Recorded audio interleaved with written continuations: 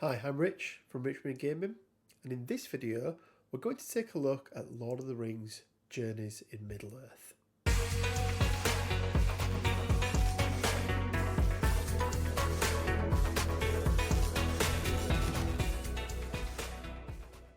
Journeys in Middle-earth is a 1 to 5 player adventure and exploration game set in Tolkien's Middle-earth and made by Fantasy Flight Games. Embark on your journey with a selection from 6 heroes that you can customise and upgrade along the way. So let's take a look at what we get in the box. Firstly, we have our Learn to Play book that contains all the basic rules and information that you need to get set up with your first game. We then have this advanced rules reference, which covers some of the more in-depth rules and some of the more grey areas that you may come across during your campaigns. The game itself is played on 2 different types of maps. First of all, we have our adventure map, which uses these interconnecting tiles to create large sprawling scenes within Middle-earth. And then we have 2 battle tiles that are used to create smaller skirmishes and some puzzle games as well. Your heroes and indeed foes in the game are represented by these 31 plastic miniatures, roughly 28 to 32mm in scale, that are beautifully sculpted with lots of detail and, should you wish, are great for painting. Each hero has its own unique character card with all of their stats and unique abilities, and you can choose from some old favourites such as Aragorn, Gimli, Legolas and Bilbo, or some new characters that have been created by FFG, Eleanor and Beravor. You then get some more cards. Lots and lots and lots of cards. And these range from equipment to equip your adventurer with, class abilities your hero may use, or fear and damage cards that may ruin your plans completely. The game also gives us these cool little banner tokens which we can use to identify the various groups of enemies that are on the board at any one time. And then it gives us some various tokens that we use throughout the game, such as tokens to identify trinkets, tokens to identify places where we can interact or areas of threat within the game, tokens that identify unexplored parts of the map, or indeed inspiration tokens, and then people who we may come across during our campaign who we can also interact with. So all in all, we're getting quite a lot in that core box, and at an RRP of £80, I think for the plastic models alone, it is well worth the money.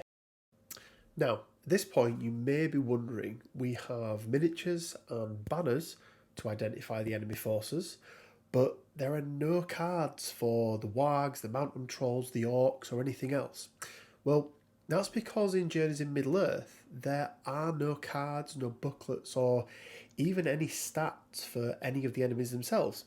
And this is because the game comes with a free-to-download companion app. One thing you have to do before starting to play Journeys in Middle-earth is download the companion app. Now, this is available on iOS and Android for mobile and tablet users, and then through Steam if you're a PC or a Mac user. And the app itself is your guide throughout the campaign in Middle-earth, and not only lets you input all of the details such as your character selection, which items you want to take with you, and what role each character will perform, but it also becomes the dungeon master for your entire experience. See, in Journeys in Middle-earth, there is no option to play the forces of evil. It is a fully cooperative game where players band together to defeat enemies and overcome objectives, with the enemies being controlled 100% by the app itself. Within the app, you can choose which expansions and add-ons you want to enable, and doing this will determine which characters and which weapons and equipment you have access to during a single episode. When starting a new game, the first thing we need to do is select which campaign we want to play. There are currently 4 available. 1 that comes with the core box, 2 that are additional DLC downloads, and the other which is free but does require the expansion box, Shadowed Paths. Once we've selected our campaign, we then need to decide which level of difficulty we want to choose: normal, hard, or the recently added adventure mode. All campaign stories remain the same, but the level of threat that is generated and the number of foes that are spawned vary depending on which difficulty you choose from. From the playthroughs I've done, I would highly recommend new players to start normal. But if you're looking for something with just really the narrative side of things and less of a gaming experience, then the adventure mode may be a better choice. Hard is not only hard, it is brutal and is most definitely not for the faint-hearted. So, once you have your campaign and difficulty selected, it's time to choose our starting heroes. And it must be noted here that even in solo play, the game requires you to control a minimum of 2 starting characters. You can actually select up to 5, however, controlling 5 characters in solo play can become quite cumbersome and a little bit difficult to keep track of where you are. For new players, I would absolutely recommend 2-3 characters at the absolute most if you're playing solo. The app will actually increase and decrease the difficulty based on how many characters are selected. You will then be prompted to choose which starting weapons and other items you wish to take. And whilst any hero may take any item, there are clearly some starting items that suit certain heroes more. Gimli, for example, has a might rating of 4 and can in theory wield this dagger. But this weapon uses wit. We can see that indicated by this symbol here, of which Gimli only has 2. So for Gimli, a great axe, which also uses might, is going to be a much better option for him. And my axe. You are also limited on how many of each item is available. In a party of 5, not everyone can take a staff, for example, as these are all the cards that come in the core box and there's only 1 of them. Also, if you're holding a single-handed weapon, indicated here with the single hand, you may be able to carry additional offhand items such as a banner or a harp, which allows you to inspire other heroes in the same space. We then need to select which armour our heroes are going to don. We had time to get this adjusted. It's a little tight across the chest. Choices for this are quite limited, with the option of a cloak, travel garb or ringmail, with each armour piece giving some unique abilities. Again, any hero can wear any armour, but there are a limited number of pieces available. So, the last thing we need to do in the app for now is choose a name for our newly formed party. Now, be careful with this one, as it will stay with you throughout the entire game.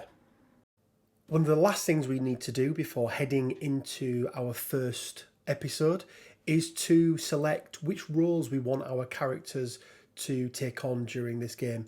Now that can be changed from episode to episode, and a little bit like the armour, certain roles synergize better with particular heroes.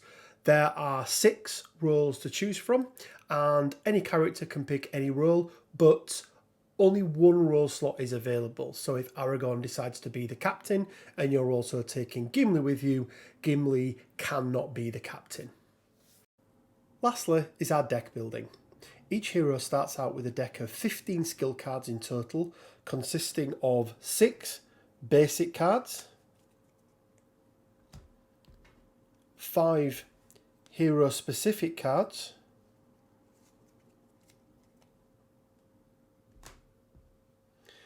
the first 3 cards of our specified role, we put the others to one side and save them for later. And lastly, one weakness card. Now, the weakness cards don't actually do anything. They just add a fail into a card that can't be turned into a success. We'll learn more about that in a little bit. Now, you've selected your campaign, you've rallied your heroes and equipped them with everything they need to succeed in Middle-earth. It's time to start our first adventure.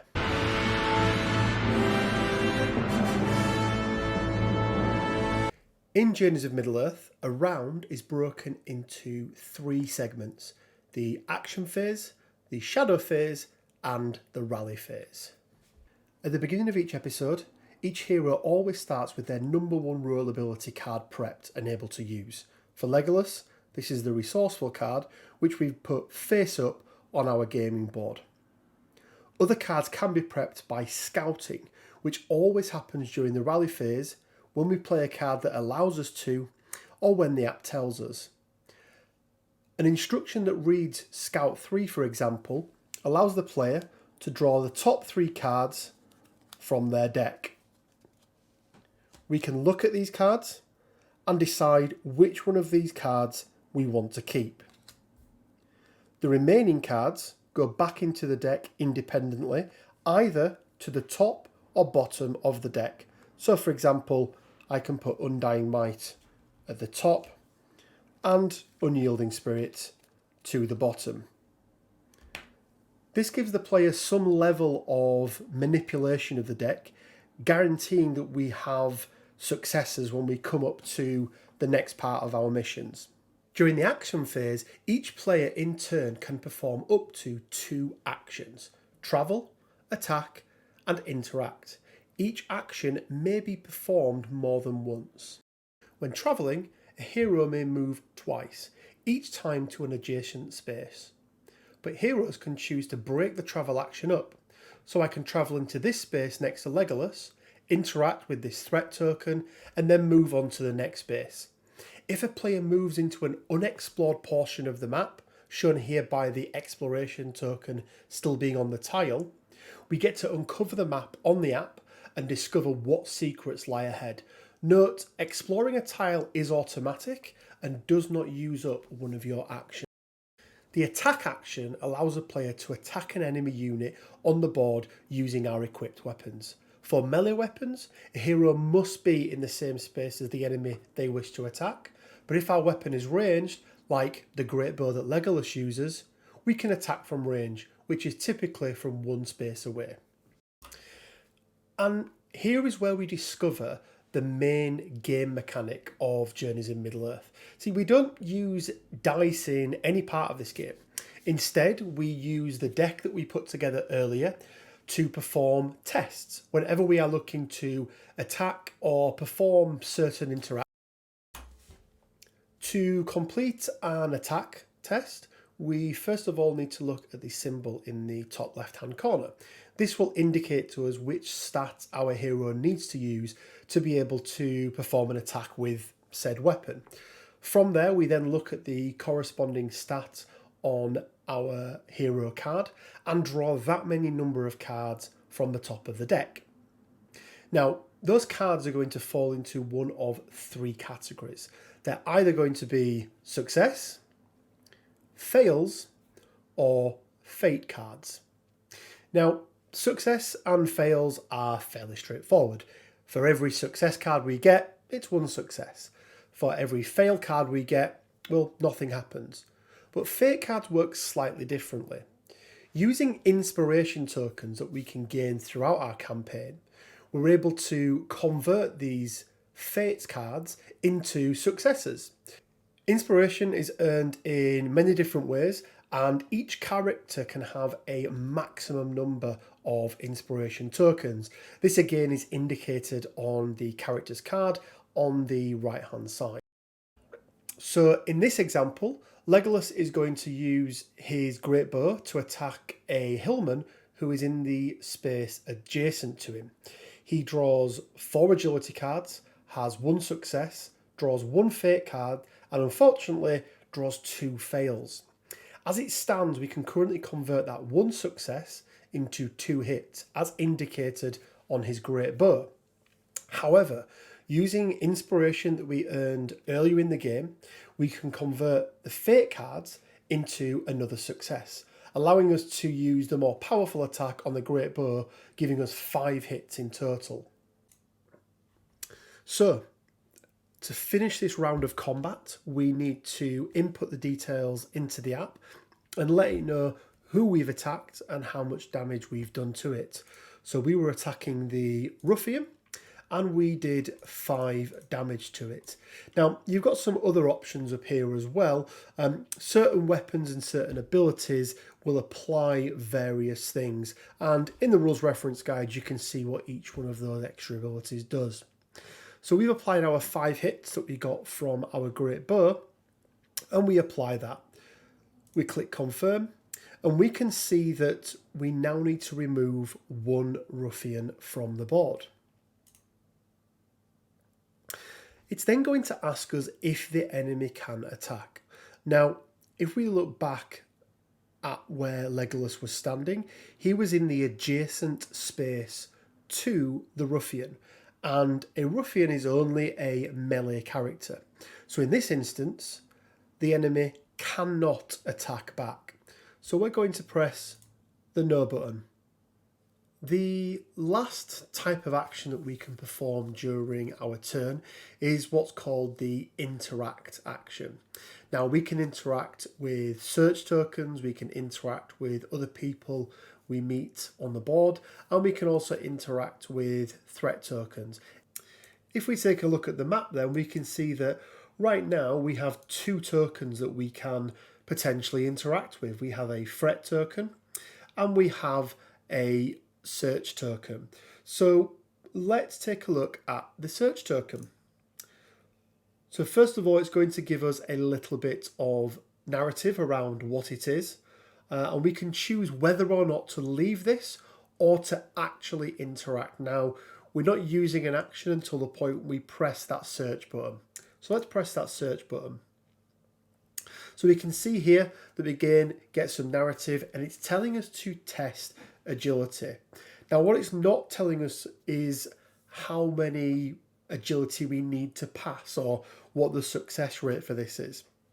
It's just simply asking us to input how many success cards we pull during our test. So again, we perform a test in exactly the same way. We input the number of successes, let's say we got 2, and we click confirm. It then gives us some more narrative and tells us to discard this token. And what it's actually given us is a trinket called extra rations. Now, you or a nearby hero may immediately equip this. So we can give this to either Legolas, who performed the test, or to Beravor, who is in the adjacent square.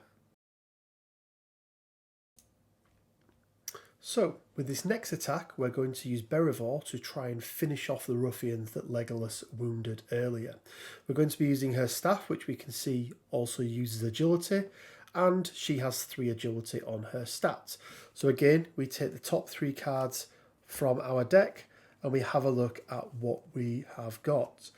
Not a great pull, but we can see that we've got a card with 2 fate icons. We can use one or both of them.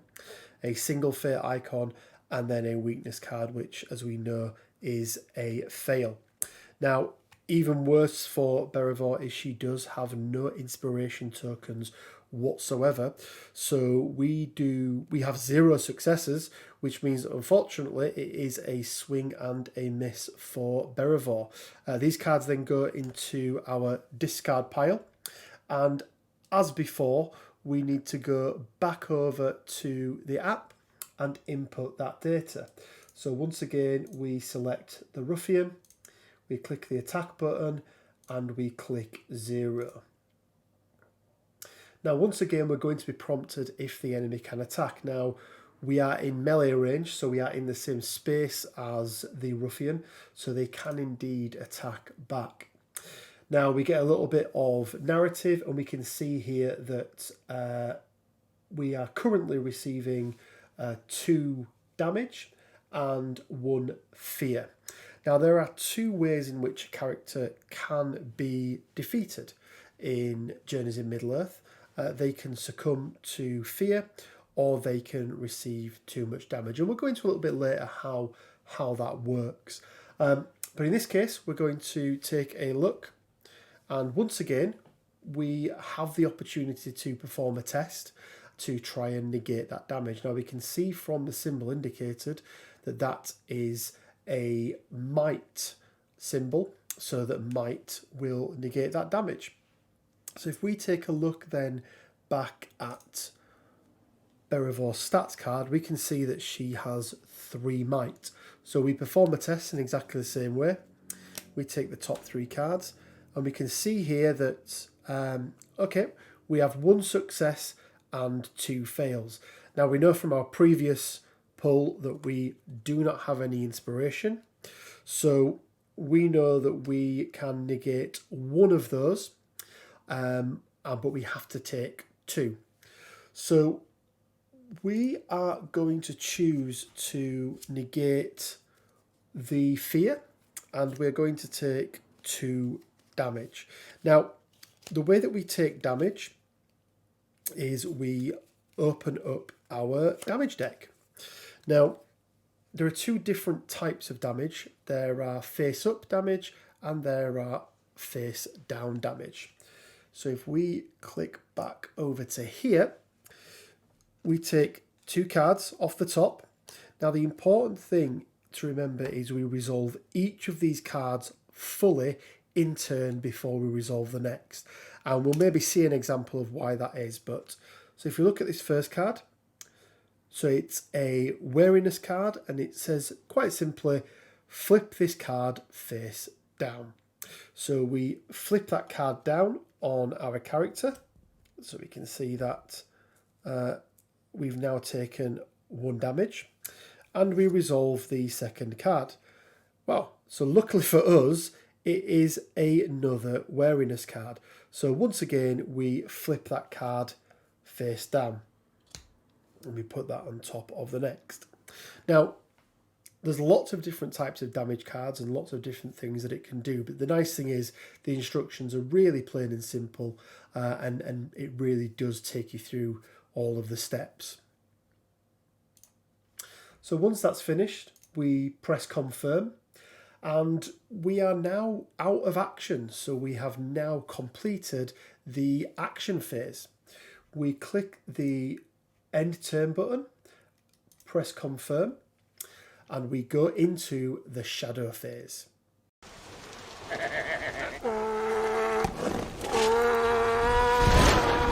So once we've clicked that end action phase button and confirmed, we're going to head into the shadow phase.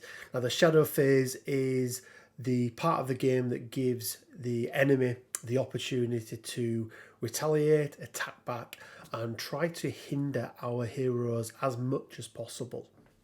So the first part of the shadow phase is the enemy activation step, and we will be presented with something very similar to what's on screen.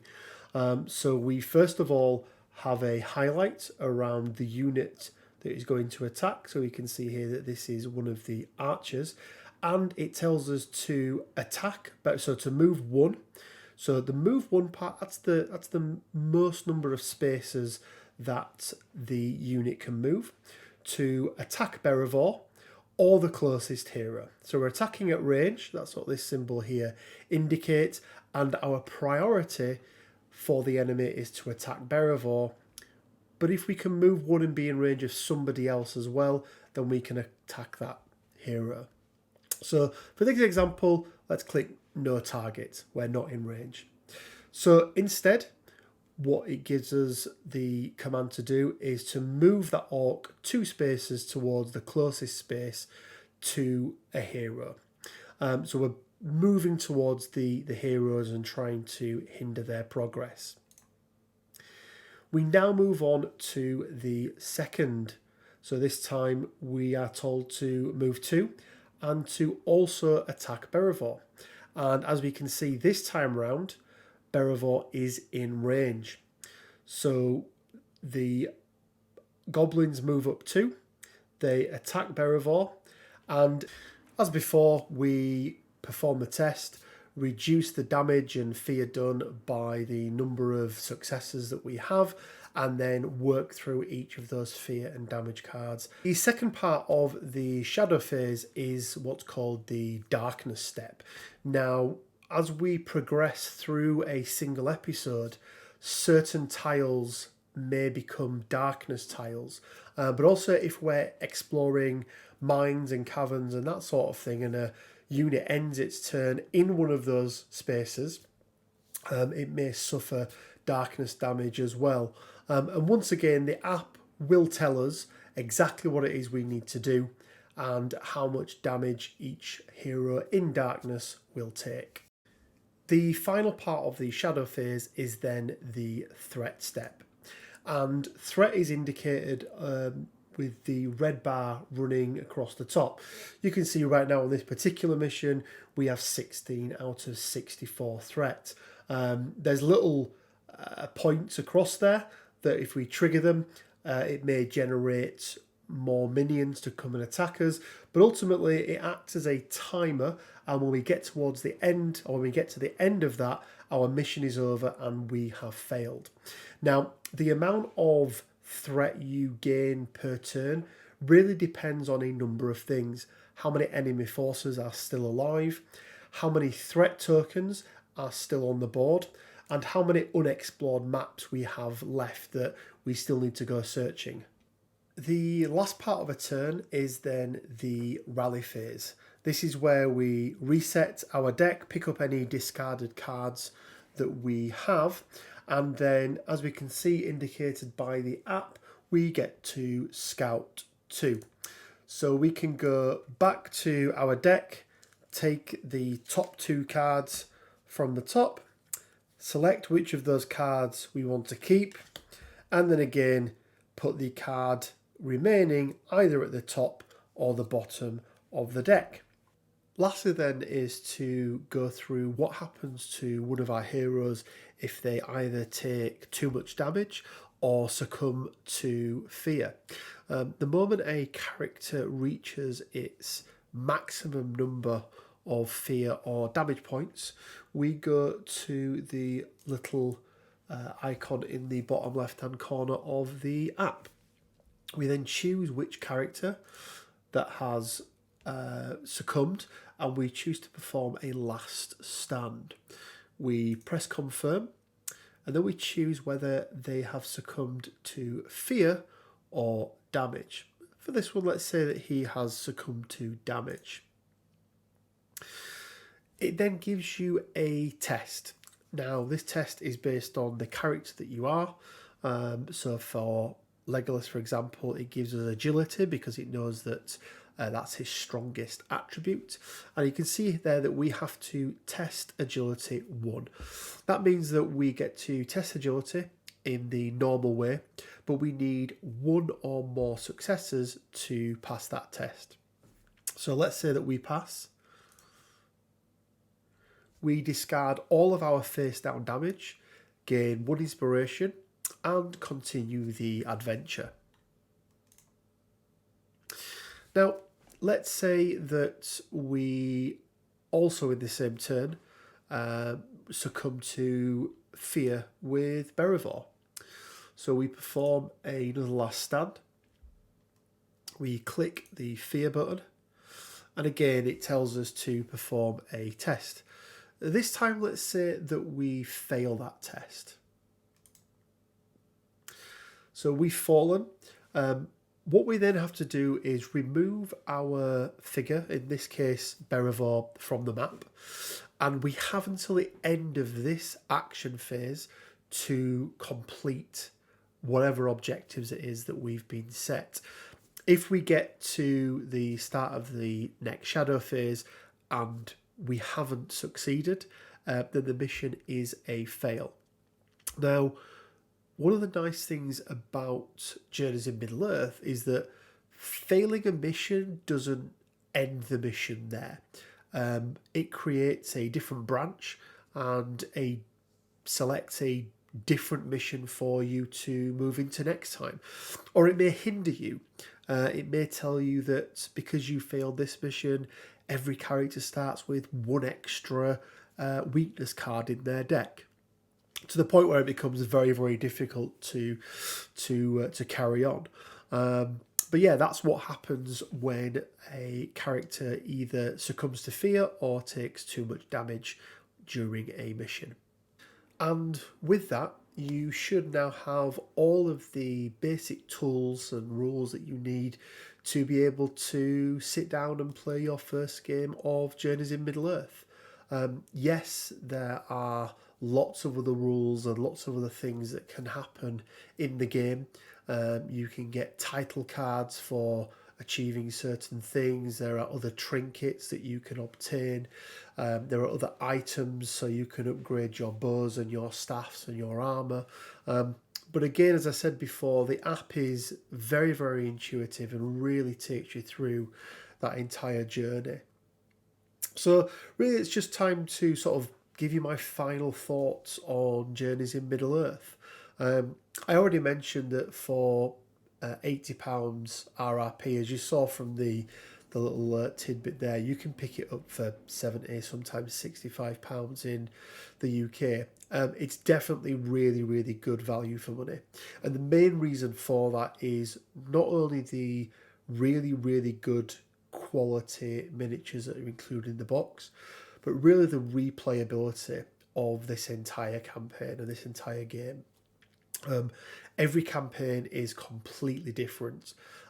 You can mix and match your heroes. You can mix and match the equipment. The maps are randomly generated, so no map is ever the same. And you can play the same campaign over and over again and have a very, very different gaming experience each time. So for me, it's been one of my personal favourite games to play over lockdown.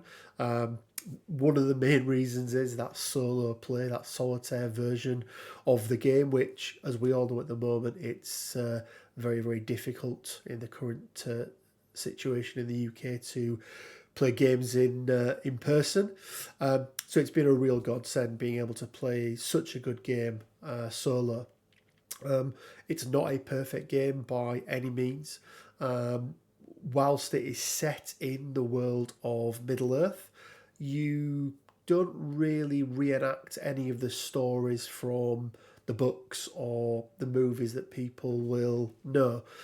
It mixes characters that shouldn't really know each other too well. Bilbo wouldn't have been out venturing with Aragorn on many of occasion. And then introduces some other characters in expansions packs, kind of out of timeline. Personally, I would have loved to have seen them stick to Tolkien created characters. The two female characters that have been created for this game, I think they could have used some existing characters, whether it be Galadriel, whether it be Arwen, although she does come in a later box. But there's so many characters within the Tolkien lore that I don't really feel they needed to go and make their own up. The app is really, really good. The only gripe I have, or two gripes I should say, is first of all that the save files are not transferable from one device to another. Now there are ways of being able to go in and do it, but it's not built into the app. And the second one that I found out was around the DLC. As I mentioned, there's two DLC packs, one for the core box and one for the expansion packs that they do cost money to download them. And again, they are not synced across your devices. So it'd be really good to have some form of account that you can create that then syncs them across all of your devices. But that is two or three sort of very, very small gripes about the game. Overall, I think it's absolutely brilliant. If you are into tabletop gaming and are looking for something a little bit different, if you're looking for something that you can play by yourself, or if you're a fan of Tolkien, I think this is a really good game, and I think you'll really, really enjoy it. So, guys, if you've got this far, thank you for staying with us. If you did enjoy that, please hit the like button. If you want to see more content, please make sure you hit that subscribe button. Make sure you enable that notification bell. I've been Richmond. This is Richmond Gaming, and stay well, keep safe, and I will catch you next time. Bye for now.